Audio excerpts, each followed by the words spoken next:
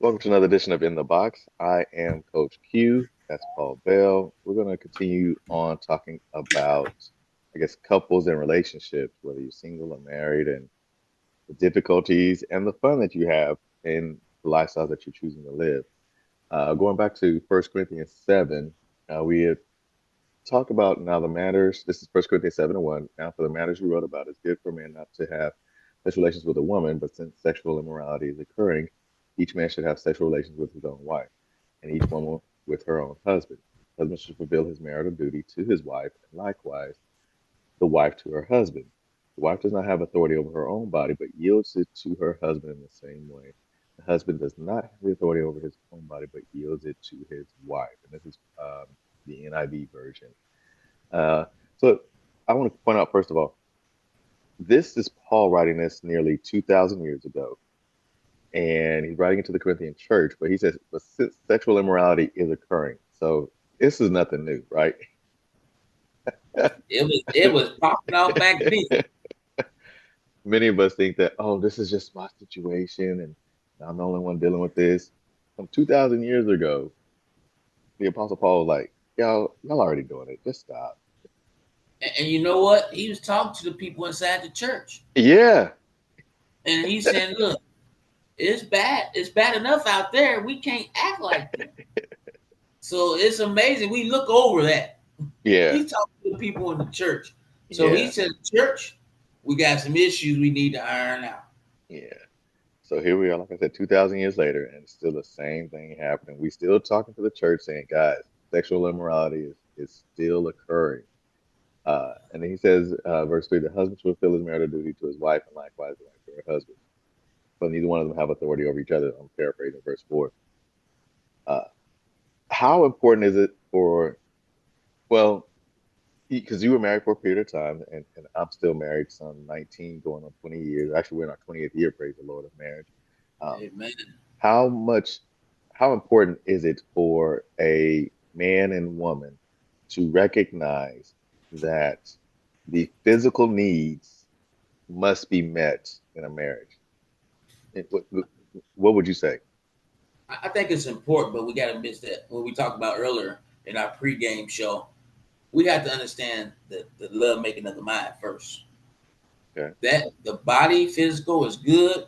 I think that we have to stabilize the woman's mind in these factors. We got to protect the mind, provide for the mind, and give security. We don't want her to think that she's not the only one. And so oftentimes when we don't do that, those three principles, it could be more. But when we don't do that, that's when we start to veer off. That's when the physical part of it begins to get to wondering, like, am I not sexy enough? Am I this or am I not that? So now we look for outside approvals, Quill. Okay. So I don't think that physical part is more important than the mental part.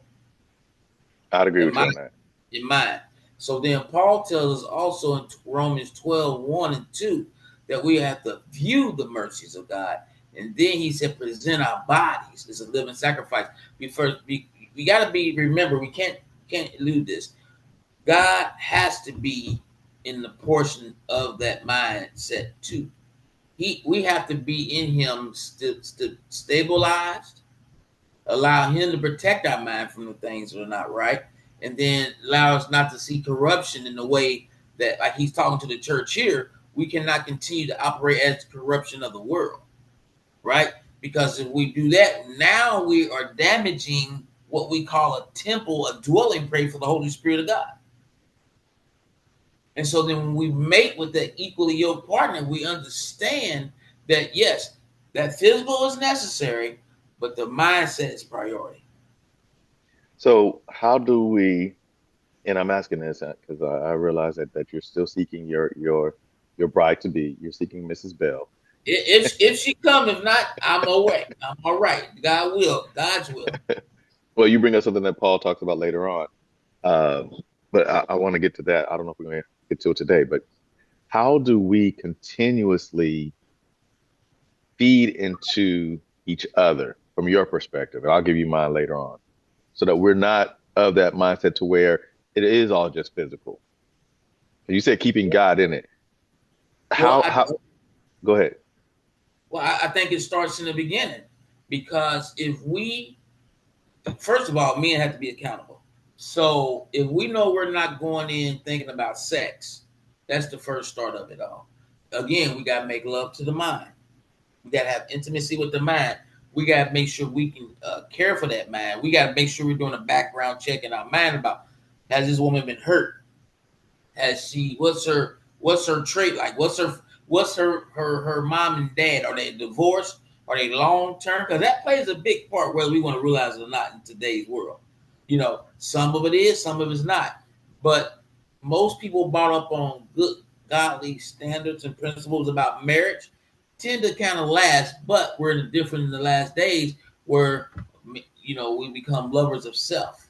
So we don't care about that wisdom aspect anymore. And so we continuously we have to first we have to initiate God first by prayer and meditation together.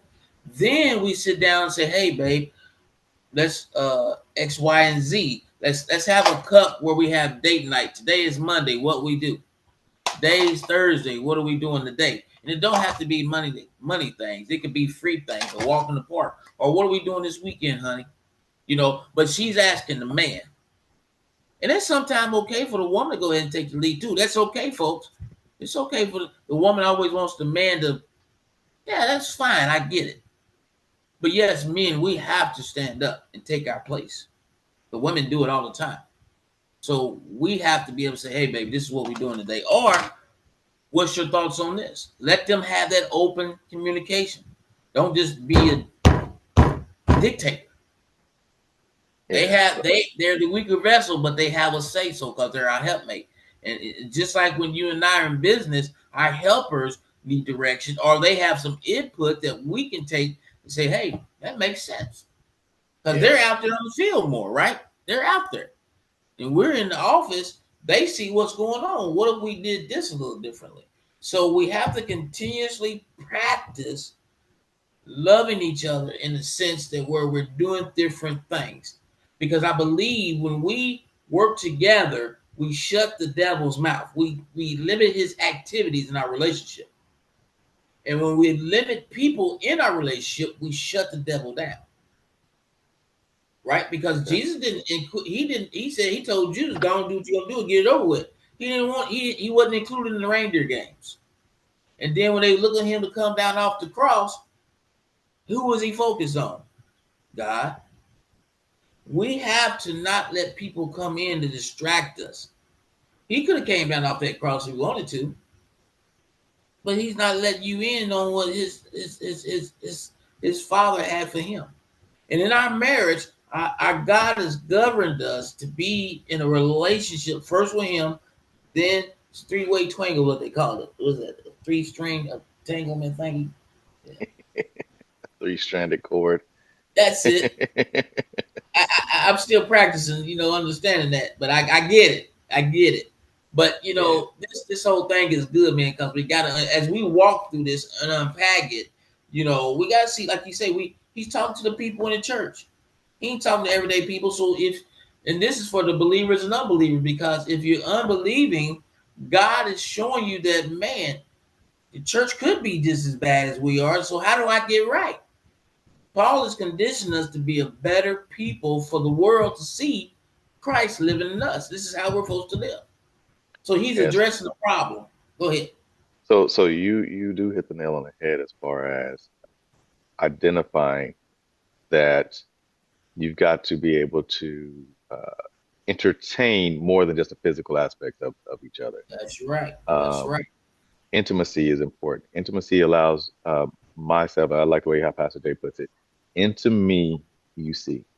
Okay. So I am pouring more of myself out of me and into you so that you can see parts of me that uh, may not be appealing to others. And I'm letting my guard down so that you can um, be closer to me. Now, in the regards to how do we get there? How do we achieve the how do we get to the point to where we're in a relationship and we can focus on uh, being who we need to be in a marriage, that can be difficult because we are physical creatures. We are attracted to each other physically. And more often than not, many of us have gotten married because of the physical aspect of it. I'm just being blunt. I mean, heck, Yeah, even Paul says yeah. sexual immorality is occurring. Sexual immorality is occurring because Yeah. you're physically attracted to somebody, right? And that's why it goes back to this, Quill. It goes back to this. If we're not doing, I said it on Monday, if we're not doing a physical background check on that woman, and the woman should do one on us men, meaning we're looking, listen to the conversation. Are they hurt? Are they presently hurt? Do they tend to hurt people because they're hurt? What is their stock? What stock do they come from? Right? What is their language? Not just love language. What's their damage language? What does it look like? How do they view strengthening a relationship? How do they see when we're going through problems? Are we going to argue? Or are we going to be standoffish? You can't be in a relationship and you get mad and you walk away. And I looked up. We're gonna have a conversation after this too. And yeah, yeah. So, but we have to be Oh, you saying able I to. walked away from something? No. It's Oh, something we okay. just looked up, and I Okay. did it. So, but again, you said something. You said that how do we maintain that? Again, before you get married, you got to go through something before you get married. So you ought to see these things and view them. So my thing is, Wait, hold on, again, hold I'm on, hold on. I want to visit that a moment. Visit a moment. You said you have to go through something before you get married. Like, what do you mean? what I mean. That's what I'm talking about. You got to court and date and get to know each other. Okay, okay, You okay. just didn't get married. You had to get to know this person before you got married to him, right? Well, yes and no. Yes and no. Because you got to remember, I met my wife in January. I proposed in March. We got married in August. You're a one in a million, brother Quill. I'm not One saying in a million. I'm not saying that necessarily one in a million, but I mean it does happen. But But let me hold on, hold on, hold on. I will also say this. I don't quite agree with that whole mindset that you have to, because I do believe that if you are trusting that God is leading you into your relationship, and if you have a God-fearing man and a God-fearing woman who understand the true concept of marriage and understand that it is a covenant agreement, that means it's an agreement that includes God, that you can meet somebody and date for a while. This whole dating for a year and year and a half and shacking up and all that mess. No, no, I don't. That's not necessary. That's not biblical. It's not necessary. And I do believe that you can have marriages that last a long time uh, uh, without all of that. Without all that, as long as you are working together in your relationship. Now, don't get me wrong. Like I'm here, I'm gonna say something about you. You speak a good game. You speak a good game. You're single now. Who's to say that when you meet your bride to be, that you are going to stick to this game plan that you're talking about? Okay. oh, I hope that you do. I hope that you I am. do, and I But pray that you will. But at the same but that's time, when things this. come up, when you're in a fight, it gets rough in a fight. Things Well, get see, pulled out that you didn't think. You like, where did this come from? here's one of the things I'm practicing. I'm saying to myself, if I'm getting enough. And let me say this. I agree with you, but you didn't let me finish my statement before you got on me. But I'll let it go. But you will never. I don't care. Like you say, you got married in what, a year, 7 months. No, You it was 8 months. Okay, 8 months, Yeah, one of those. So even if you wait 2 and 3 years and you decide to marry that woman, y'all still never know each other. It's an ongoing yeah, process of one I agree. another, and yes, there are gonna be times of disagreements. But Hmm. I heard a man say on Monday night, sometimes you gotta put what you think is right to the side sometimes. Yeah, You can't always be right, man. Woman, you can't always be right. yeah, Somebody got to take a back seat and say, okay, let's work together on it. And if you let them make the mistake and they fail, don't hit them with it. yeah. Just say, okay, now how do we get out of this? How do Hmm. we? That's it. How you get us out of it, you got us in it. That's an argument. Yeah. Again, before you got married, you have the opportunity. I'm going back to my original conversation. Before you got married, you Well, I don't know your 7 month deal. I don't know. Let me just say that's a disclaimer. I'm just saying. And but here's let me say this too as a But we weren't. disclaimer. I'll say this: we weren't even in church. I'll Okay. say that we Okay. were brought up in church, but I would say that neither of us was truly focused on being who God wanted us to be. Thanks for being transparent. That and we need to know that. You Yeah, I know, can I don't honestly say expect that. people. I want to think people that we're on here we're perfect people. Absolutely No, not. You know, no. one of the things I know for sure, again, before my time is up, that I had to throw that in. So again, sometimes before we get to our 7 month mark, we should have known something a little about that. Again, that background check. You in that 7 months, you heard, like you said, well, you probably wasn't there. But since we know what we know now, do you think it's important that we very well listen to the woman as they listen to us, and then also look at some key issues as we deal with relationships today? There's mental uh Health issues. meaning trauma from abuse Yeah, from a man, insecurity from the yeah. man cheating on him all the time. These things we got to listen to, man, because what are you going to get yourself into? Oh, I will say this about that. When my wife and I we'll use the word courting, right? We're trying to get to know each other.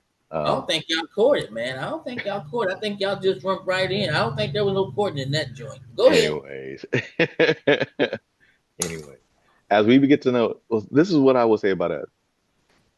Literally, for us, and this is literal, we spent the first 3 years of our relationship where we saw each other every single day.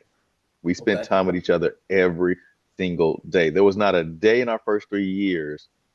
So the 7 months before our marriage, or 8 months before our marriage, and then the year and whatever months after that, where we were together literally every single day. And I'm not just talking about like 15, 20 minutes. This is like hours on end. We would spend hours talking with each other. We would spend hours walking. We would walk a lot. We would talk.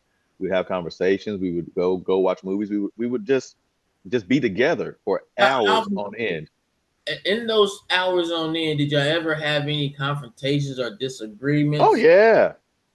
Oh yeah. It was Oh just sound yeah. like there was no flaws in that one. No, I'm no, just saying. no, no, no, no. I'm just saying we did. Heck, I remember this one comment. The day I proposed to her, we had a huge argument.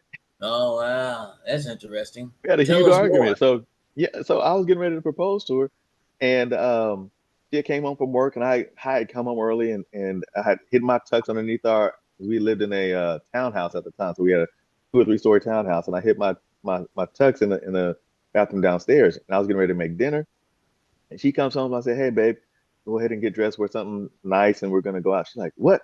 Where we're gonna go? What's going on?" And I'm like, "Can you please just go get dressed, wear something nice, so we can go get something to eat." Well, why I gotta do all that?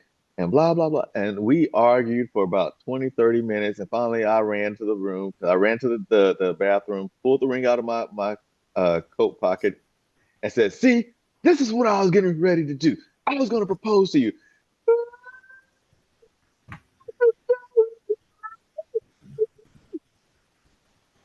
That Go brought get tears. dressed." Okay, I'll go get dressed.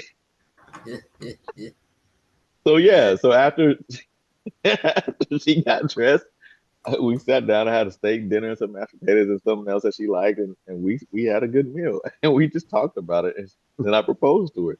So yeah, even on the day that I proposed, we had a huge argument. So yeah, it has not been a hunky dory road for us. It's not been a hunky dory road. Here it is. Like I said, in our 20th year of marriage, and yeah, it's to this day, it's still not an easy road. We got 3 kids. We argue about these daggum kids sometimes too. I mean, jobs, finances, sex, biblical stuff. I mean, you name it. And having been a pastor, yeah, the battlefield is even more interesting. I'm not gonna say it's harder. It's just interesting because the dynamics change because things shifted in our relationship as far as what our priorities are. And we still try to focus on each other. We still go out for our date nights. We still go out on our trips or our getaways. Heck, we left our kids here and we went to Mexico. So we still try to take care of each other. And it's important for us to do what Paul is saying is that keeping each other in mind and not allowing this world to impact us a lot. And I know we got to go. So I ain't going to finish the same as I had. I'm interrupting myself. You ain't even stopping me. I'm interrupting myself. You know I ain't gonna stop it. But that's this edition of In the Box. Feel free to contact us if you want to. In the box 317 at gmail.com. Again, that's in the box 317 at gmail.com. I'm Coach Q. That's Paul Bell. Until next time, folks, you all be blessed.